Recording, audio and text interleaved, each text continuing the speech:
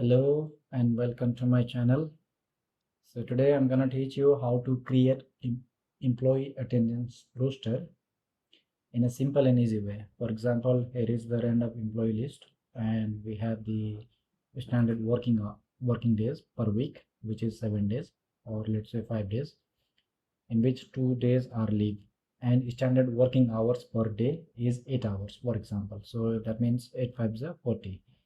Standard working hour per week is 40 hours. So if we need to calculate the weekly overtime in hour or in dollar, here is the way, simple and easiest way.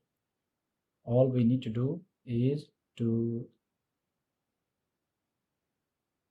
calculate the working hour first.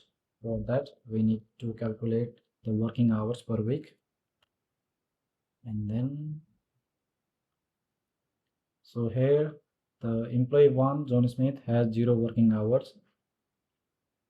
Employee 2 Emily Johnson has 4 hours per week, and Michael Brown has 2 hours overtime in per week. You can increase or decrease as per the real scenario. For example, I'm gonna hit it 9. So here, if the basic salary is $25,000 per month, so the net salary after overtime will be